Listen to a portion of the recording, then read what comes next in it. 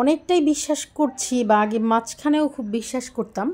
কথাটা ছিল এরকম যে পুরুষ কখনো সৌন্দর্যে আটকায় না। এটা আবারও প্রমাণিত হয়ে গেল। সত্যিই কিন্তু পুরুষকে সৌন্দর্য দিয়ে আটকানো সম্ভব না। কারণ আমরা আমাদের নারীরা পুরুষকে যখন আমাদের সৌন্দর্য দিয়ে আটকাতে না পারি, তার মানে কি বুঝতে হবে যে সে সৌন্দর্যে আসক্তি না। আসলে সে সৌন্দর্যে আসক্তি না, তার চারিত্রিক কিছু সমস্যা আছে, এটাকেই ধরে নেওয়া হয়। হ্যাঁ, আমি বর্তমান সময়ের জনপ্রিয় ক্রিকেটার সাকিব আল হাসানের কথা বলছি। তিনি কনজুমার লাইফে খুব হ্যাপি ছিলেন, হ্যাপি কাপল ছিলেন। তার ৩টা সন্তান। দেন হচ্ছে শিশির, সেও খুব সুন্দরী, মেধাবী একজন নারী। সে নারীকে ফেলে, তার সংসার ফেলে সেও পরকীয়ায় আসক্তি প্রকাশ করে ফেলল। তার পরকীয়া সামাজিক যোগাযোগের মাধ্যমে ভাইরাল হয়ে গেছে।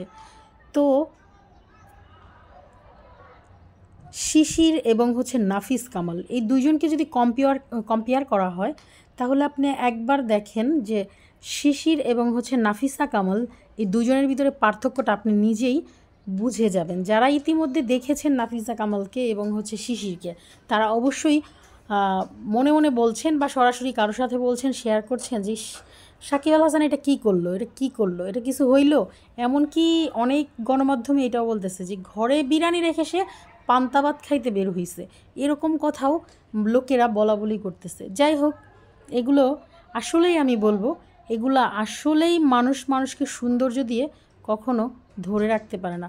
সৌন্দর্য মানুষকে আটকে রাখার জন্য বড় কোনো হাতিয়ার নয়। হাতিয়ার হচ্ছে আসলে মানে চরিত্র, যদি কারো চরিত্র ভালো থাকে সেই আসলে মূলত আটকে থাকবে, সে যেমন নারী হোক না কেন। সেটা আবারও সাকিব আল হাসানও প্রমাণ করে দিল। আর এইরকম যদি বড় একজন ক্রিকেটার, সেলিব্রিটি, তারা এরকম কাজ করে, এগুলো দেখে আমাদের সমাজ এবং আমাদের সমাজের সবাই নিন্দিত করে ফেলতেছে। তো এই সব কাজ থেকে আমি বলবো এরকম নামি দামি লোকদের দূরে থাকাটাই উত্তম। আরে ভাই, যদি কিছু করেই থাকতি, তোর বোর্ড থেকে ভালো কিছু করতি।